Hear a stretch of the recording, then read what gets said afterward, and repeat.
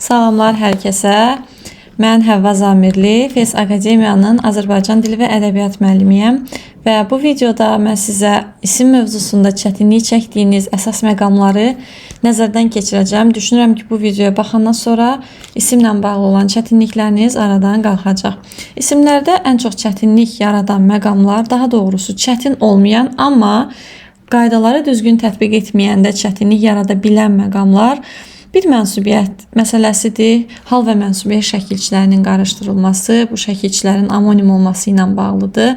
Bundan başqa bəzi iki hecalı isimlərin ikinci saytını itirmək məsələsi, bir də leksik şəkilçilər məsələsi, yəni isim düzəldən şəkilçilərin adlara yoxsa feillərə qoşulmaq məsələsi də biraz problem yaradan məqamlardandır. Əvvəlcə gəlin mənsubiyyət haqqında danışaq.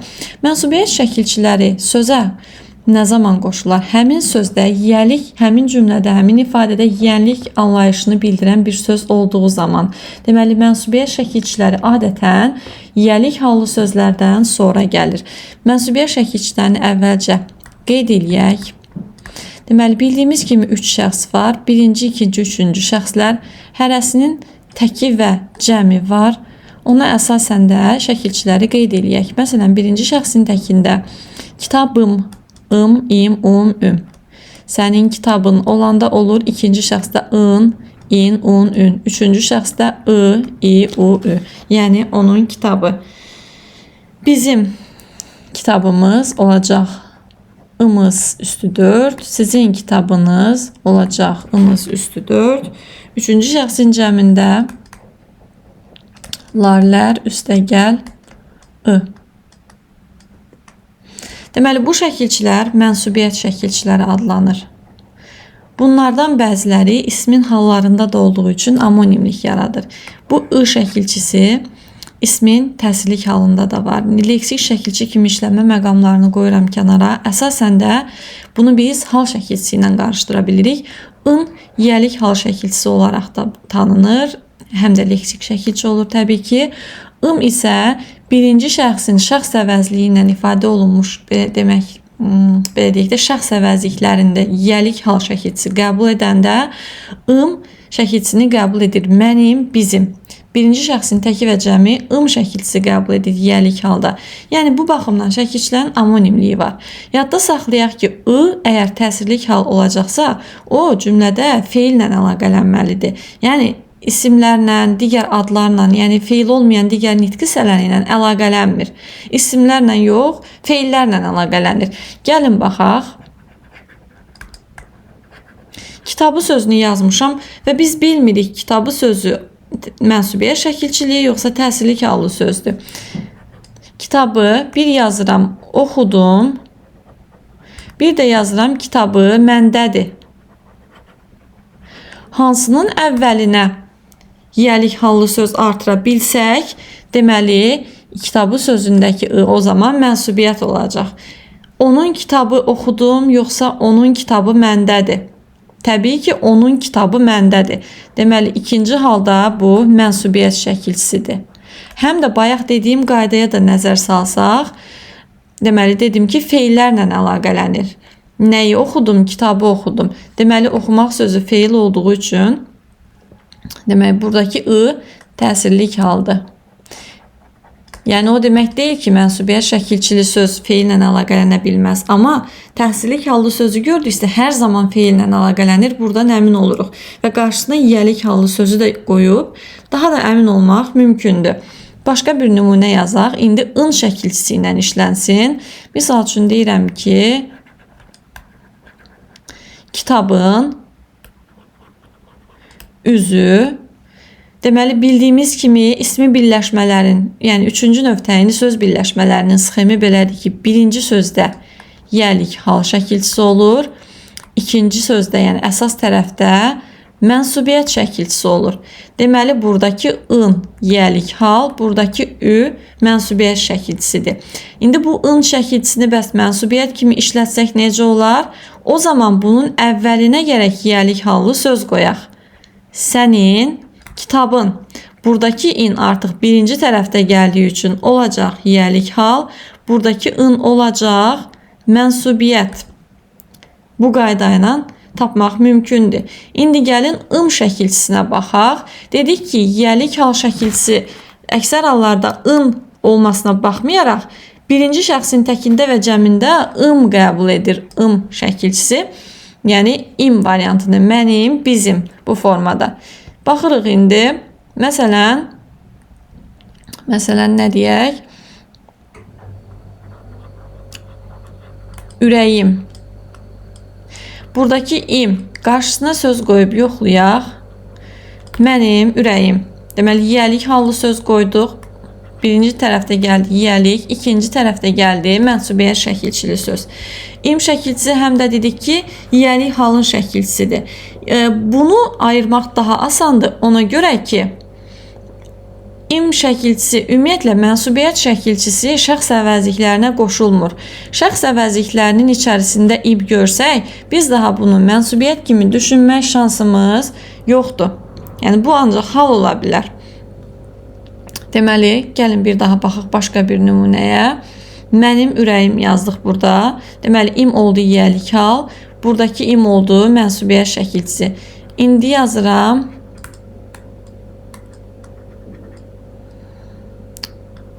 Ürəyimin səsi. İsimlərdə şəkilçilərin qoşulma ardıcıllığı belədir. Əvvəl gəlir cəm, sonra gəlir mənsubiyyət, sonra gəlir ismin hal şəkilçisi, sonra gəlir xəbərlik şəkilçisi. Yəni bu 4 şəkilçinin artırma ardıcıllığı bu cürdür. Deməli, ürəyimin sözündə həm im görürük, həm in görürük. Deməli, bir sözdə əvvəl cəm gələ bilər, bu sözdə cəm yoxdur. Sonra mənsubiyyət gələr və sonra hal gələr. Deməli, iki şəkilçi ikisi də varsa, əvvəl gələn mənsubiyyət, sonra gələn hal olur. Deməli, ürəyim sözündəki im mənsubiyyətdir, in isə hal şəkilçisidir. Ümid edirəm ki, mənsubiyyət və hal şəkilçilərini başa düşdük. Yenə də hansısa sualınız qalıbsa, rəydə mütləq qeyd eləyin. Rəydə yazın suallarınızı, mən cavablandıracağam. Davam eləyək isim düzəldən şəkilçilərlə. Bildiyimiz kimi, isim düzəldən şəkilçilər adlardan isim düzəltmək və fiillərdən isim düzəltmək baxımından iki qrupa bölünür. Gəlin burada yazaq. Qısaca isim düzəldən şəkilçilər. İki qrupa bölündü. Adlardan isim düzəldən, bir də feillərdən isim düzəldən şəkilçilər. Adlardan isim düzəldən şəkilçilər feil olmayan nitq hissələrinə qoşulan şəkilçilərdir. Yəni, isimlə də isim düzəldə bilər, sifətdən də, saydan da, əvəzlikdən də, zərfdən də. Feillərdən isim düzəldən şəkilçilər isə yalnız feillərə qoşulan şəkilçilərə deyilir. Gəlin, baxaq adlardan isim düzəldən hansı şəkilçilər tanıyırıq. Əsas ən çox istifadə olunanları yazacağım. L, lıq, çı, ondan sonra şunas, pərvər, pərəst, ondan sonra İyə, İyyat.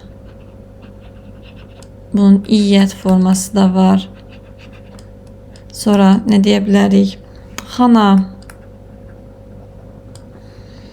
Soyad düzəldən şəkilçilər. Ov, ova, yev, yeva. Qısaca yazdım. Bunun davamı var bildiyiniz kimi. Sonra cıq, cığaz. Cıq, cığaz. Ondan sonra ça, kiçiltmə mənalı isimlər düzəldir. Stan. Yazmadıqlarımızdan nə qaldı? Iltı var. Təqlidi sözlərdən isim düzəldir. Gər şəkilçisi var. Yazmadıqlarımızdan hansı qaldı? Düşünürəm ki, hər birini çox istifadə olunanları yazmışam. qeyri-məhsuldar, yəni az sayda söz düzəldə bilən şəkilçilər də var təbii ki. Məsələn, anaq şəkilçisi var, tozdan tozanaq düzəldir. Gah şəkilçisi var, qiblə-qibləgah düzəldir. Yəni bu cür şəkilçilər də var dilimizdə. Feillərdən isim düzəldən şəkilçilərə indi nəzər salaq. Feillərdən isim düzəldənləri feil olmayan nitq hissələrinə qoşa bilmərik. Bunlar yalnız feillərə qoşulacaq. Iş, ondan sonra aq, ək, iki variantlıdır. Intı, sonra ın, acaq, əcək, leksik şəkilçi kimi nəzərdə tutaraq yazmışam. Ondan sonra ıq var burada. Icı, yazmadıqlarımızdan Q2, Q2, 4 variantlı I şəkilçisi var. Təsirli kalın şəkilçisi ilə də amonimlik yaradır. Mamər şəkilçisi var. Qın-kin, qun-kün şəkilçisi var. Ondan sonra yazmadıqlarımızdan ar şəkilçisi qaldı. Ar, ər. Xüsusilə bunlardır. Amma qeyri-məhsuldar şəkilçilərdən də bir ikisini yazaq. Yadımıza düşdükcə cacə var. Düşüncə sözündə məsələn udlaq sözündə laq şəkilçisi var. Udmaqdan udlaq. Eyni zamanda laq adlardan da isim düzəldə bilir. Onu burada yaza bilərik. Yaylaq, qışlaq sözlərində. Deməli, bu şəkilçilərin bəzilərinə aid nümunələr deyəcəm. Xana, məsələn, yeməkxana, xəstəxana və s. Sonra stan, Gülüstan, Dağıstan. Çı, dənizçi, balıqçı. Lıq, yaxşılıq. Lı, məktəbli, kəndli, şəhərli. Cığaz, qızcığaz. Gər, miskər. Dar, hesabdar. Sonra iyyat, ədəbiyyat və s. Fikir verdiyiniz kimi başqa nitq hissələrindən isim düzəldir. Bu şəkilçilərin bəzilərinin amonimliyi də var. Lı şəkilçisi sifət də düzəldə bilir. Məsələn, yağlı sözündə sifət düzəldir. Ağıllı sözündə sifət düzəldir. Lıq eyni zamanda o da sifət düzəldə bilir. Məsələn, payızlıq əkin deyəndə və yaxud da illik gəlir deyəndə necə, hansı suallarına cavab verir, sifət düzəldir. Amma yaxşılıq, insanlıq deyəndə isim düzəldir. Feillərdən isim düzəldən şəkilçilərin də bir qismi amonimlik yaradır. Məsələn, qaçqın sözündəki qın şəkilçisi isim düzəldir. Amma satqın sözündə əlamət keyfiyyət bildirdiyi üçün sifət düzəldir. Intı şəkilçisi feillərdən isim düzəldir. Qırıntı, çöküntü. Iş feildən isim düzəldir. Görüş, baxış, döyüş. Bu şəkilçi feildən feil də düzəldə bilir. Feilin qarşılıq birgəlik növünün şəkilçisi olur. Məsələn, görməkdən görüşmək feili də yarana bilir. Döyməkdən döyüşmək feili, baxmaqdan baxışmaq və s. Sonra aq, ək var. Yatmaqdan yataq düzəldir. Sonra bunların içərisində q şəkilçisi var. Bitki, pusqu, duyğu və s. I şəkilçisi var. Yazı, ölçü, çəki sözlərində. Muamər şəkilçisi yenə də amonim şəkilçidir. İsim düzəldə bilir. Məsələn, vurma, bölmə, toplama sözlərində. Sifət düzəldə bilir. Hörmə saç, burma saç. Ar şəkilçisi sifət düzəldə bilir. Axar su. Amma ar həm də isim düzəldə bilir. Açar. Sual verərək müəyyənləşdirə bilirik. Nə açar? Amma necə su? Axar su. Digərində sifət düzəltdi. Sonra ın şəkilçisi əkin, biçin sözlərində isim düzəldir. Sonra acaq şəkilçisi yanacaq, dayanacaq sözlərində isim düzəldir. Həm də zaman şəkilçisi olur, o zaman qrammatik olur. Sonra ıq şəkilçisi həm isim, həm sifət düzəldə bilir. Məsələn, isim düzəldir barışıq sözündə, bilik, danışıq kimi sözlərdə. Sifət düzəldə bilir əzik, sınıq və s. çökük sözlərində. Ucu da eyni zamanda isim və sifət düzəldə bilir. Məsələn, nə deyə bilərik? Ucu, satıcı isim düzəldir. Məsələn, əzici sifət düzəldir. Cacə şəkilçisi də deməli feildən isim düzəldə bilir. Düşün, düşüncə, əylən, əyləncə feillərdən isim düzəltdi. Laq şəkilçisi də feildən isim düzəldə bilir. O da udlaq sözündə. bayaq qeyd etdik, lak adlardan da isim düzəldə bilir. Deməli, eyni şəkilçini yaylaq sözündə görsək, deyəcəyik ki, feildən, daha doğrusu isimdən isim düzəldib. Amma udlaq sözündə görəndə deyirik ki, feildən isim düzəldib. Şəkilçilər haqqında qısaca bu qədər. Keçək bəzi iki hecalı isimlərin ikinci hecasındakı saitini itirmək məsələsi. Ümumiyyətlə, qayda olaraq əksəriyyətimiz bunu əzbər bilsək də, bu sözləri tanısaq da, bəzən bununla bağlı biraz qəliz testlər düşəndə çətinlik çəkirik tətbiq eləməkdə. Və bu çətinlik nədir? Testlərdə biraz qaydaları daha sərt, daha belə dəyişik formada salanda düşünüb qalırıq. Nədir bu qaydamız? Bəzi iki hecalı isimlər var. Qısaca qaydanın adını yazıram. Bəzi iki hecalı isimlər. Bunlar iki qrupa bölünür əvvəlcə. Milli və alınma sözlər olmaqla. Bizə əslində bunların mənşəyi maraqlı deyil. Sadəcə milli alınma olduğunu nədən bilirik? Onu qeyd eləyəcəm. Bizə bunun yolunu tapmaqda kömək eləyir. Mənşəyi soruşulmur bizdən. Milli sözlərimiz orqanlarımızdır, yəni bədən üzvləri. Yəni bu iki hecalı sözlərin içərisində bədən üzvləri millidir. Bir də qohumluq bildirən sözlər. Qohumluq bildirən iki dənə sözümüz var. Bura aid olan qayın və oğul sözləri. Bədən üzvləri isə çoxdur. Məsələn, alın, burun, qoyun, çiyin, qarın, əyin və s. çoxdur. Böyür, bu kimi sözlər çoxdur. Alınma sözləri isə hansılardır? Əsil, nəsil, sinif, fəsil, cisim, şəkil və s. çoxdur belə sözlər.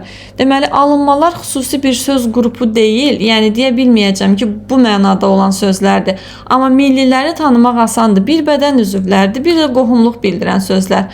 Bu bədən üzvlərindən əlavə, bura bir dənə də ağıl sözünü yazacağıq ki, alınma söz olsa da, milli sözləri hansı qayda ilə dəyişəcəksə, onu da o qayda ilə tətbiq eləyəcəyik. Yəni, alınma söz olmağına baxmayaraq, ağıl sözü milli sözlərin qaydasına uyğunlaşır. İndi gəlin, baxaq görək, bu qayda nədir? Deməli, milli sözlər yalnız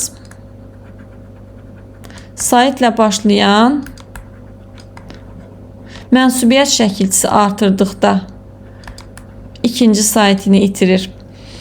Alınma sözləri isə saitlə başlayan hal və mənsubiyyət şəkilçisi artırdıqda.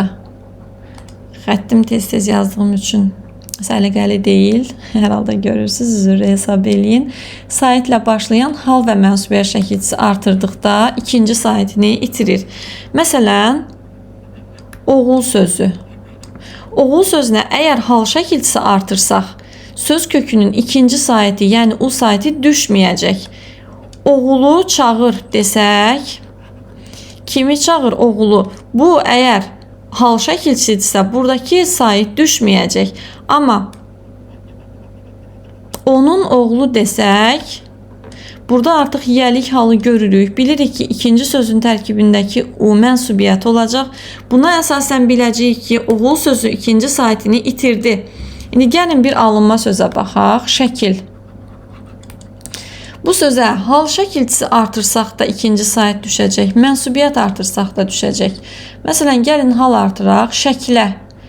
Şəkilə bax deyəndə şəkil sözündə yönlü hal şəkilçisi var. Gördünüz, buradakı i ixtisar olunub. İndi buna mənsubiyyət artıraq. Sənin şəklin. Deməli, burada yiyəlik hallı söz görürük və ikinci tərəfdə də mənsubiyyət şəkilçisi olacaq təbii ki. Gördüyümüz kimi burada da i saiti düşdü. Deməli, alınma sözlərdə saitlə başlayan həm hal, həm də mənsubiyyət şəkilçisi artırdıqda sözün ikinci saiti düşür. Milli sözlərdə isə yalnız saitlə başlayan mənsubiyyət şəkilçisi artırdıqda düşür. Deməli, burada hal və mənsubiyyət, milli sözlərdə isə yalnız mənsubiyyət şəkilçisində düşür. İndi bizdən testlərdə belə sadə formada soruşmurlar çox vaxtı. Məsələn, bizə verirlər sözləri. Bizə 5 dənə söz verirlər. Misal üçün deyirlər şəkli, sinfi, ağlı, sonra nə deyə bilərik? Cismi. Bu kimi sözlər verilir. Bizə deyir ki, bunlardan hansı fərqlidir? Yəni, məntiqi baxımdan fərqli olanı seç, tutaq ki. Biz bilirik ki, ağıl sözü də alınmadı, amma bu milli sözlərin qaydasına uyğun idi. Axı, bayaq dediyimiz kimi, ağıl sözü milli sözlərdəki qayda ilə dəyişir. Yəni, yalnız mənsubiyyət artırdığımız zaman sayətini itirir. Şəkli, sinfi, cismi sözləri isə alınmalar olduğu üçün bunlar hal və mənsubiyyət, istər hal, istərsə də mənsubiyyət şəkilçisi artırdığımız zaman ikinci sayətini itirir. Deməli, sual başqa bir formada da soruşulsa ki, hansı söz ismin yalnız bir halında düşünülə bilər? Biz cavab olaraq ağlı sözünü götürəcəyik. Çünki buradakı ı-nı biz yalnız mənsubiyyət düşünə bilirik. Mənsubiyyət şəkilçili sözdürsə, deməli adlı haldadır. Amma digərlərini, buradakı i'ləri mənsubiyyətdə düşünmək mümkündür. İsmin təsirlik halı kimi də düşünmək mümkündür. Ona görə də digər sözləri ismin iki halındakı söz kimi düşünmək olar. Başqa bir nümunə yazaq. Əynin, qarnın, burnun, bir dənə də yazaq. Hansı söz olsun? Nəslin olsun. Deməli, bu sözlərdən bəs hansı fərqli olacaq? Təbii ki, nəslin sözü. Çünki digərləri bədən üzvləridir. Deməli, milli sözlərdir. Milli sözlər isə yalnız mənsubiyyət şəkilçisi artıranda ikinci sayətini itirir. Deməli, burada əynin sözünü biz hansı halda düşünə bilərik? Yalnız adlı halda. Buradakı in əgər hal şəkilçisi olsaydı, söz əyinin olmalıydı. Və yaxud da qarnın sözü, buradakı ın hal şəkilçisi olsaydı, qarın sözündəki ı düşməməli idi, qarının olmalıydı. Və ya burnun sözündə yenə də un əgər yiyəlik hal olsaydı, burun sözünün kökündəki u saytı düşməməli idi. Düşübsə deməli mənsubiyyətdir. Bu 3 dənə sözü birləşdirən cəhət odur ki, bunlardakı şəkilçi mənsubiyyət şəkilçisidir. Nəslin sözündəki in şəkilçisini həm mənsubiyyət, həm də hal kimi düşünmək olar. Nəslin adı. Bir belə yazaq, bir də deyək sənin nəslin. Nəslin adı. Gördüyünüz kimi söz birləşməsinin birinci tərəfində gəldiyi üçün bu şəkilçi yiyəlik hal şəkilçisi adlandı. Amma sənin nəslin deyəndə ikinci tərəfdə gəldiyi üçün birləşmənin ikinci tərəfində burada bu şəkilçi mənsubiyyət şəkilçisi adlandı. Qaydamız bu qədər. Çətinlik çəkdiyiniz hansısa məqamlar varsa isimlərlə bağlı bu videonun altında şərh yazın. İnşallah rəylərinizi də cavablandıracağım və yaxud da əgər çox problemlər olarsa bununla bağlı başqa ikinci bir video izah da çəkib YouTube'a yükləyərəm, izləyərsiniz. Növbəti videolarda görüşənərək.